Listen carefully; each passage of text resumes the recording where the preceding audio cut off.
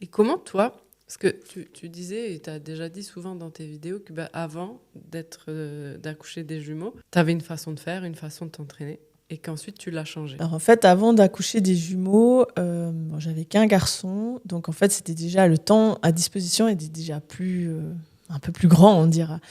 Et ça fonctionnait parce que voilà, j'avais repris un rythme, mais j'avais quand même pas mal de douleurs. Et en fait, après les jumeaux, j'ai bien vu qu'il fallait du qualitatif et il me manquait quelque chose en fait qui me permettait de me connecter à mon corps pour qu'il soit performant tout le temps en fait. Et là, j'ai dû changer ma manière de penser, faire évoluer, je dirais pas changer, mais faire évoluer ma manière de penser par rapport à l'entraînement, par rapport à la récupération, par rapport à l'effort qu'on met pendant l'entraînement. Et vraiment en étant plus qualitatif, beaucoup moins quantitatif.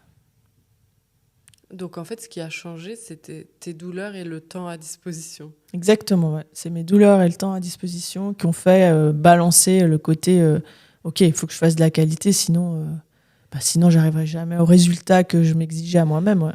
Mais c'est ça aussi, je pense, quand on vient d'accoucher ou quand on est maman, en fait, globalement, on nous dit oui, mais tu dois mieux manger, tu dois faire plus de sport. Mais j'ai pas de temps. Déjà, si j'arrive à manger, c'est bien. Si j'arrive à avoir 10 minutes pour moi, c'est bien. Enfin, ça t'énerve pas des fois les injonctions comme ça qu'on fait aux mamans en mode un peu t'es fainéante, quoi. T'as qu'à suivre le programme et puis... Faut toujours voir d'où viennent ces injonctions, en fait. C'est un peu, mais après, faut voir. Quand on est fatigué, qu'on n'en peut plus, qu'on n'a pas dormi, on a juste envie d'envoyer balader cette personne. Et moi, je trouve que c'est malhonnête, en fait, de juger quelqu'un sur sa manière de manger, dormir, s'occuper des enfants. Enfin, à un moment donné, elle fait ce qu'elle peut avec ce qu'elle a. Et elle a simplement peut-être pas les pistes. Moi, souvent, les jeunes me disent « Ah non, mais je mange bien ». Je dis « Écoute, note-moi pendant 1-2 semaines, tout. Même, tu fais des photos, etc. » En fait, la personne... Bien sûr, elle mange bien, mais elle mange pas assez bien pour l'objectif qu'elle a. Donc voilà. Puis après, effectivement, quand on vient d'accoucher, le temps à disposition pour cuisiner, il est faible. Donc, il faut trouver des astuces. Moi, quand un coach que je vois, il me dit moi, je fais tout, je compte tous les calories, tous les grammages. Ah ouais, mais ta clientèle, c'est pas des femmes enceintes, quoi. Enfin, ou des femmes qui viennent d'accoucher. C'est impossible. Je veux dire, moi, il n'y a pas une seule cliente que je fais compter. C'est vrai ? Non, mais c'est pas possible. Tu veux faire comment ? Déjà, si tu arrives à manger ton plat quand il est chaud, c'est déjà un miracle. Et en plus, après, il a fait tomber la cuillère, faut chercher la cuillère. Enfin, voilà. Non, c'est impossible. Tu finis le reste parce que, tu vas pas laisser les 3 bouts de carottes qui restent dans l'assiette de ton fils. Enfin, voilà, c'est impossible à compter. C'est... comment tu fais pour qu'elle perde du poids sans compter les calories ? Alors qu'on sait qu'il faut un déficit calorique. En fait, c'est ça qui me prend du temps et je pense que c'est ça qui me fait me démarquer aussi dans tout ce qu'il y a sur les réseaux.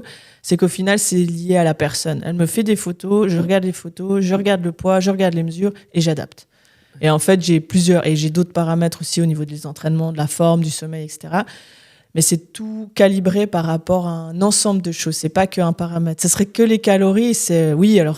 On peut donner ça peut-être à un type qui a 20 ans, qui veut faire un peu de muscu, puis prendre de la masse musculaire. Oui, alors ça, c'est un truc qui fonctionne. Il a le temps de se faire à manger, il peut préparer ses tubes le week-end. Mais là, avec la clientèle que je suis, c'est impossible. Alors oui, moi, ça me demande plus de temps derrière, mais les objectifs et les résultats sont là. Alors, voilà. Et est-ce que tu as aussi un rôle quand, je sais pas, tes clientes, elles en ont marre, elles veulent lâcher quand elles veulent abandonner. Oui, forcément, ça arrive en fait, mais ça fait partie du jeu. Et il y a toujours, ça serait un long fleuve tranquille, ça serait trop facile et elles n'auraient pas besoin de mes services. Mais bien sûr, en fait, soit elles veulent abandonner, soit elles sont lassées, parce que des fois, il faut juste des petits changements pour dire, ouais, non, on redémarre.